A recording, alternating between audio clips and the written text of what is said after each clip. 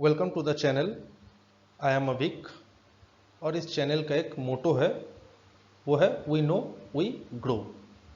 तो आज का टॉपिक पे जाने से पहले हम लोग कुछ बातें कर लेते हैं टॉपिक के बारे में। आज का टॉपिक क्या है वो हम लोग बताएंगे, जानेंगे, लेकिन उससे पहले एक बात कर लेते हैं कि अभी 2022 में हम लोग अगर वर्ल्ड के तरफ देखते हैं तो हम ये देख पाते हैं कि वर्ल्ड में अभी इकोनॉमिकली पावरफुल होने का एक रेस लगा हुआ है। हर कंट्री में, हर कंट्री के साथ एक रेस चल रही है। तो इस रेस में इंडिया कहाँ पे पार्टिसिपेट कर रहा है, इंडिया कहाँ पे है? तो इस टॉपिक के एरिया में हम लोग चलते हैं, इस टॉपिक के बारे में हम लोग जानते हैं। तो चलिए, जय हिंद दोस्तों। आज का टॉपिक है world economy and where India stand. तो इस टॉपिक में हम लोग क्या क्या जानेंगे आज? इस टॉपिक में हम लोग जानेंगे वर्ल्ड इकोनॉमी कहाँ पे है और इंडिया कहाँ पे स्टैंड कर रही है, और इंडिया जो जिस पोजीशन पे अभी है वो क्यों है, किस लिए है इस पोजीशन पे। ठीक है, तो वर्ल्ड इकोनॉमी जानने से पहले हम लोग थोड़ा इंडिया के बारे में जानेंगे।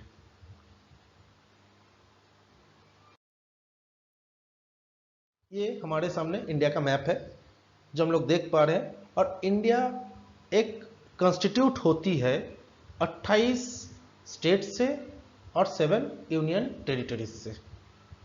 सही है दोस्तों? तो ये 28 जो स्टेट है हमारे, ये हर स्टेट अपने आप में एक इंडिविजुअल है, एक इंडिविजुअलिटी है, डाइवर्सिटी है। आप कोई भी स्टेट में चले जाओ, वहाँ का भाषा अलग है, वहाँ का रिलीजियन शायद अलग है, वहाँ का पहनावा अलग है, वहाँ का क्लाइमेट भी अलग है। तो इंडिया बहुत एक डाइवर्सिफाई देश है। और आप अगर ठीक से जानोगे तो India is one of the largest market place in the world. इसीलिए वर्ल्ड के हर एक देश इंडिया के साथ ट्राई कर रही है बिजनेस करने के लिए, एक रिलेशन बिल्ड करने के लिए।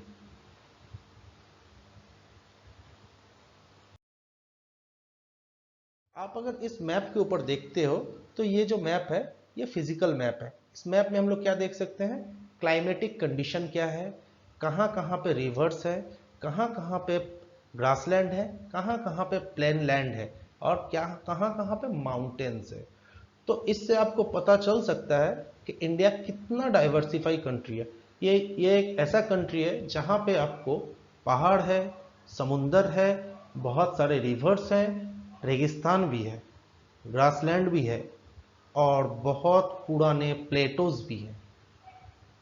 ठीक है, तो इस वजह से इंडिया बहुत डाइवर्सिफाई कंट्री है। आप जैसे मान लो आप नॉर्थ के साइड में जा रहे हो, मान के चलो हिमाचल प्रदेश जा रहे हो, आप कश्मीर जा रहे हो, आप लद्दाख जा रहे हो, उस रीजन में आपको एक हर समय एक कोल्ड टेम्परेचर मिलेगा। कोल्ड, क्योंकि वो कोल्ड एरिया है, वहाँ टेम्परेचर कोल्ड रहता है हर समय। आप अगर साउथ के टाइप जा रहे हो, साउथ साइड में, वहाँ पे आपको क्या मिलेगा? ह्यूमिड टेम्परेचर मिलेगा, बहुत ह्यूमिड होता है वहाँ पे। अगर आप वेस्ट में जा रहे हो तो वहाँ का टेम्परेचर बहुत ही एक्सट्रीम टेम्परेचर होता है। मान के चलिए बहुत गर्मी में गर्मी होती है और ठंडे में बहुत सर्दी आती है। लेकिन आप अगर ईस्ट के साइड में जाओगे तो ईस्ट साइड में आपकी टेम्परेचर होती है मॉडरेट। ठीक है, तो इस वजह से इंडिया का हर एक क्लाइमेट अलग है। क्योंकि क्लाइमेट अलग है तो वहाँ का पहनावा भी अलग है, पहनावा अलग है तो वहाँ का बोलचाल अलग है, वहाँ का मतलब रहन सहन अलग है। तो इससे क्या हो रहा है? बहुत सारी डाइवर्सिटी तैयारी हो रही है। डाइवर्सिटी है तो डाइवर्सिटी जहाँ जहाँ है वहाँ वहाँ का मार्केट अलग अलग है। तो वर्ल्ड इकोनॉमी अभी इंडिया के तरफ देख रही है कि हम लोग अपना पैसा, अपना बिजनेस इंडिया में किस तरह से निवेश कर सकते हैं।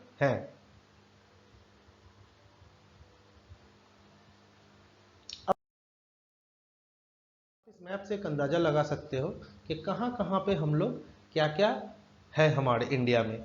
आप अगर ईस्ट साइड में चले जाओगे तो वहाँ पे किस तरह से हम लोग क्या खाते हैं, कैसा घूमने का जगह है, क्या कर सकते हैं हम लोग, साउथ में आओ, वेस्ट में जाओ, नॉर्थ में जाओ, तो आप ये सब हर चीज़ आप देख सकते हो कि इंडिया में क्या डाइवर्सिटी है, और साथ में इंटीग्रिटी भी इंडिया में बहुत है। ये एकमात्र ऐसा देश है जिस देश में हर रिलीजियन यहाँ पे बेस्ड है, हर रिलीजियन यहाँ पे बसता है। आप क्रिश्चियनिटी देख लो, आप इस्लाम देख लो, आप हिंदुइज्म देख लो, आप पारसीज को देख लो, आप सिख देख लो, हर छोटे बड़े वो हर रिलीजियन जो वर्ल्ड में पाए जाते हैं वो इंडिया में बसते हैं। इसीलिए वर्ल्ड में हर जगह से लोग इंडिया में आते हैं। एक टूरिज्म की बहुत बड़ी डिमांड है, साथ में यहाँ पे एक बहुत बड़ा मार्केट प्लेस है। क्यों? क्योंकि ये 130 करोड़ पॉपुलेशन वाला देश है। इस देश में 130 करोड़ इंडियंस रहते हैं, जहाँ पे बहुत सारे चीज़ें इंडिया को लगती है जो इंडिया बाहर से इंपोर्ट करती है या तो यहाँ पे मैन्युफैक्चर करती है। ठीक है, चलिए हम लोग नेक्स्ट स्लाइड की तरफ चलते हैं।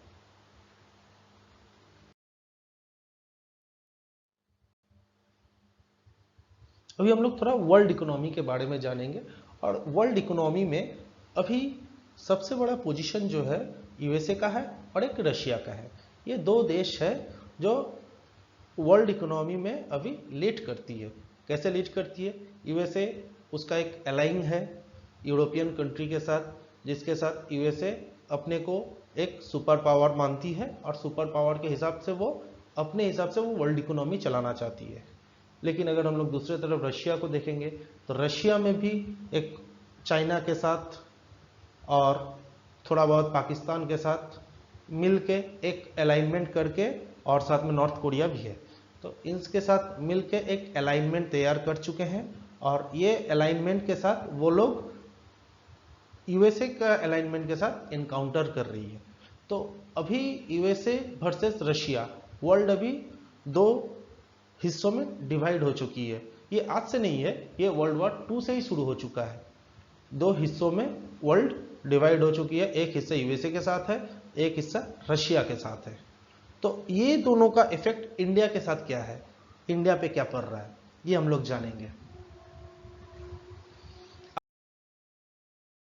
अगर एशिया में देखते हो, ये एशिया का मैप है, अगर आप एशिया में देखते हो तो एशिया में आप देखोगे कि China is one of the largest economy in the world. Asia के हिसाब से अगर आप चाइना को देखोगे, one of the largest economy है एशिया का।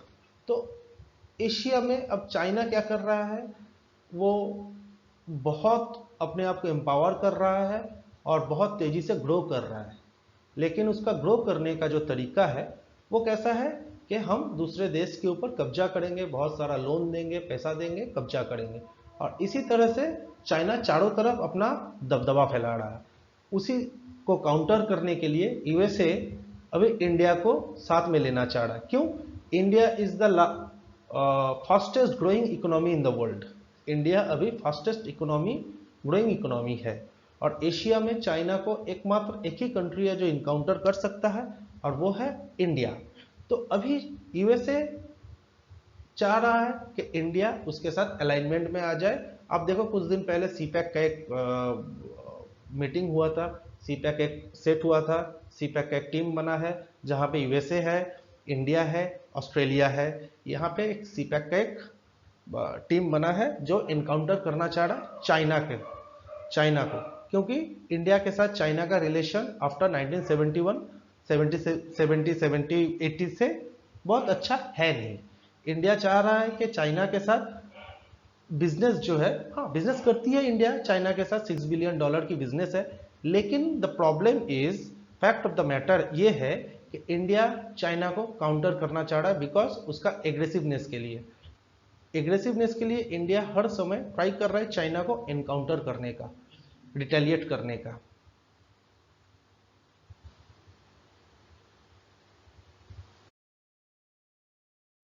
और इंडिया का एक फॉरेन पॉलिसी है जो 1947 से स्टार्ट हुई है। क्या है इंडियन की फॉरेन पॉलिसी? हम लोग नॉन अलाइनमेंट है, ना ही हम लोग रशिया से जाएंगे, ना ही हम लोग यूएसए के साथ है।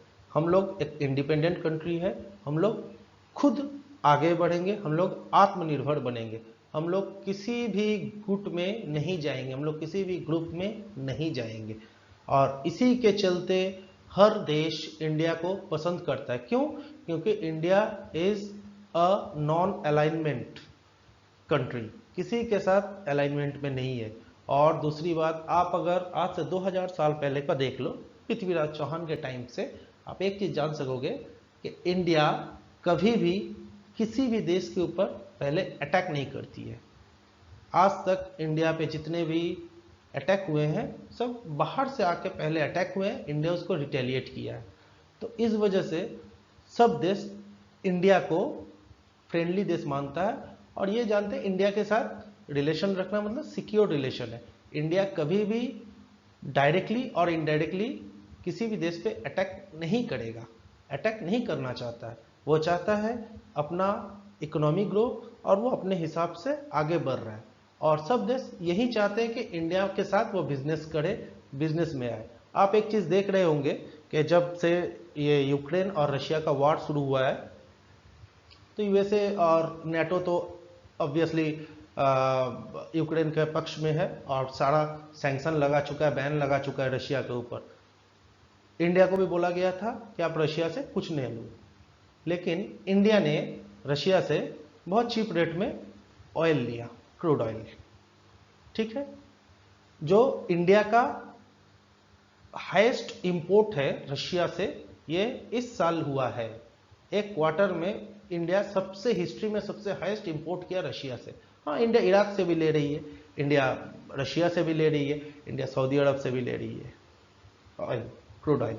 ठीक है, तो एक चीज अपने को समझना पड़ेगा कि इंडिया अपने हिसाब से चलती है, इंडिया किसी के साथ नहीं है। इंडिया को जो पसंद आएगा, जो इंडिया के साथ है, जो इंडिया के इकोनॉमी के फेवर में है, वो इंडिया का दोस्त है। तो हम लोग इंडिया के बारे में जान चुके हैं, हम लोग थोड़ा बहुत वर्ल्ड इकोनॉमी के बारे में जान चुके हैं। तो आज का वीडियो, छोटा सा मैं वीडियो बनाया हूं, इसके बारे में हम लोग विस्तार से और भी जानेंगे। तो आज का वीडियो हम लोग यहीं पे स्टॉप करते हैं। अगर पसंद आया तो प्लीज़ सब्सक्राइब कीजिए, लाइक कीजिए इस चैनल को। थैंक यू दोस्तों।